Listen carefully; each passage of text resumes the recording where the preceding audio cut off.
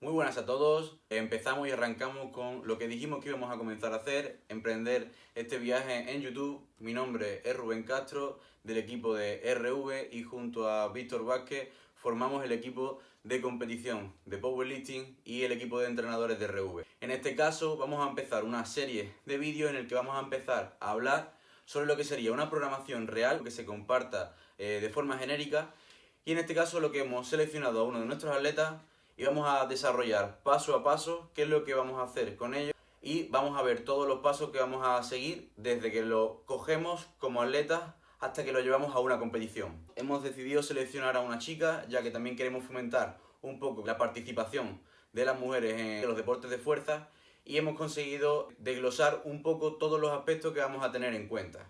Cuando llega mucha gente, pregunta: Rubén, ¿qué haces tú para valorar a alguien de forma online, para saber cómo tienes que hacerle una planificación y una programación? Pues bien, todos estos aspectos que tenemos aquí a la izquierda son los que vamos a ver y los que vamos a necesitar evaluar para comprender cuál sería la programación que vamos a seguir. Hemos seleccionado a Irene, puesto que puede estar conmigo todos los días y puedo hacerle el seguimiento mucho más conciso. Cualquier modificación que vayamos a necesitar, empezamos y arrancamos. Estos serían todos los parámetros que vamos a necesitar evaluar.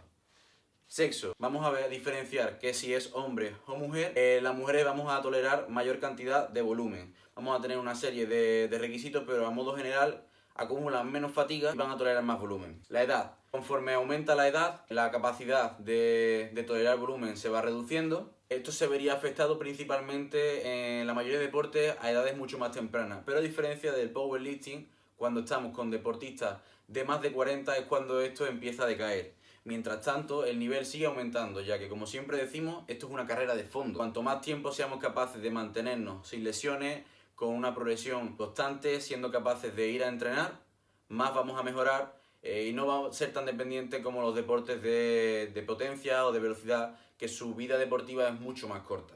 El siguiente parámetro van a ser parámetros antropométricos, como sería la altura y el peso. Cuanto mayor altura, menor volumen vamos a ser capaces de tolerar, ya que mayor trabajo necesitamos realizar.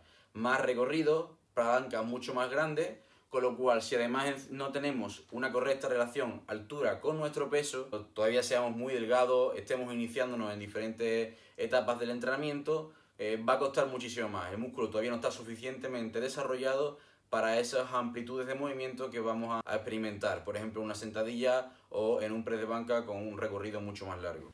El peso también va a tener mucha influencia. Vamos a desglosarlo en el porcentaje graso que tengamos, que para powerlifting y para lo que sería la fuerza, digamos que nos vamos a encontrar en torno a un 15-20% para los hombres, que ese serían los valores, dependiendo si estamos subiendo o bajando de peso, de porcentaje graso. Y en las mujeres normalmente le añadimos en torno a un 4 o 5% más. Eso va a ser fundamental. Por eso se divide en categorías de peso en la competición. Cuanto mayor peso, en teoría, mayor masa muscular vamos a generar. Con lo cual, también mayor capacidad de producir fatiga va a tener nuestro cuerpo.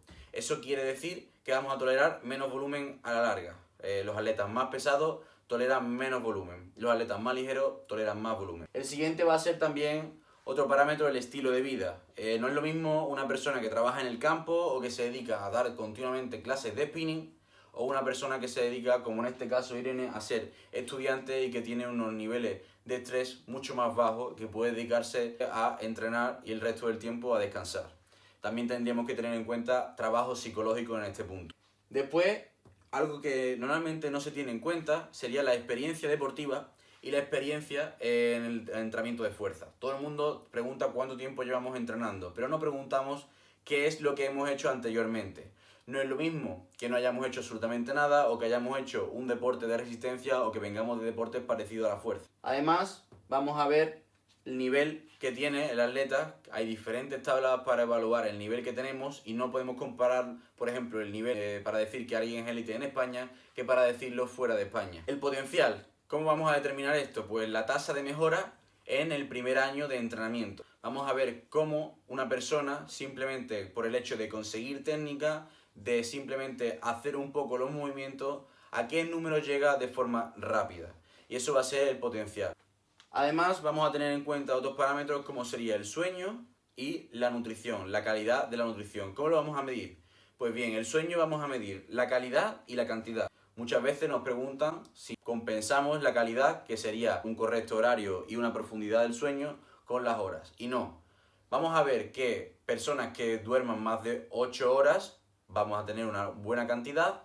Personas que duerman entre 6 y 8 estaría en la media. Y en menos de 5 o 6 ya sería una cantidad pobre. En cuanto a la calidad, sería el horario que esté en torno al horario normal circadiano, que no nos acostemos a las 4 de la mañana todos los días, que estemos totalmente expuestos por la noche a un montón de luz y que nos dificulte el sueño, que nos despertemos en mitad de la noche y demás. Respecto a la nutrición, vamos a tener en cuenta, por un lado, si nos encontramos en superávit, que va a ser un patrón y una característica fundamental. Si además tenemos en cuenta no solo la cantidad de calorías diarias, sino que además tenemos en cuenta el reparto de macros. Lo diferenciaríamos en 3 puntos también.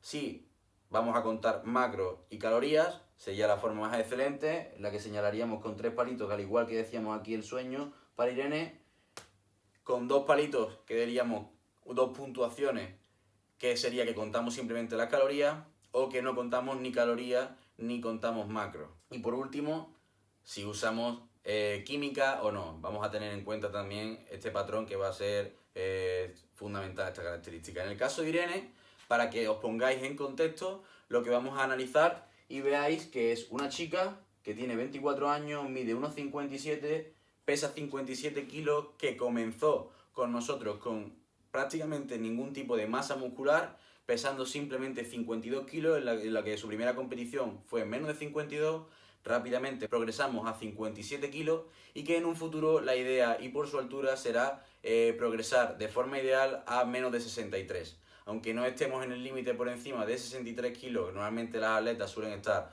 un par de kilos por encima, pero este va a ser la categoría objetivo de Irene a la larga cuando cree más masa muscular.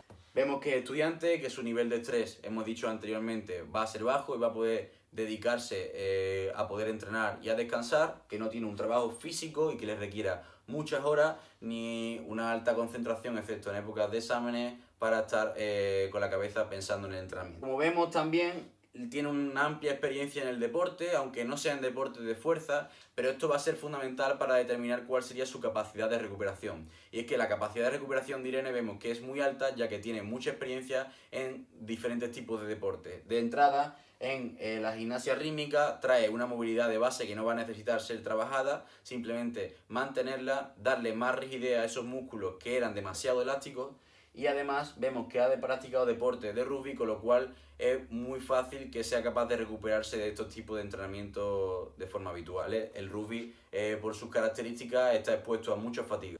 Además, podemos ver que por el nivel que tiene es principiante, porque simplemente ni siquiera llega a un año de práctica competitiva, lo que sería nuestra modalidad deportiva de powerlifting, pero que tiene un potencial muy grande, en el que tan solo 10 meses entrenando fuerza ha pasado de 205 a 333 de total y sigue subiendo, con lo cual se puede ver perfectamente el potencial que tiene y que a la larga, si no se lesiona, si continúa motivada, va a poder llegar a unas marcas mucho más grandes.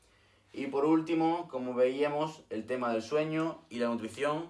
Duerme bien, no tiene ningún tipo de problema.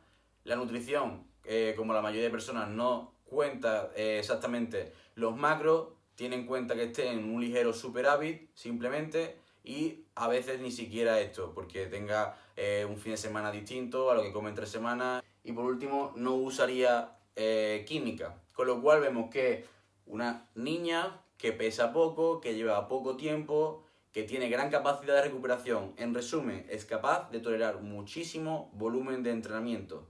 Estamos planificándolo, lo veremos en el siguiente vídeo y veremos cómo vamos a repartir toda esta estructura. Así que nada, nos vemos en el siguiente, que hablaremos específicamente de cada una de las semanas que se va a componer su programación. Cada semana realizaremos un vídeo explicando paso por paso, detalle a detalle, frecuencias, intensidades, auxiliares y variantes que vamos a trabajar.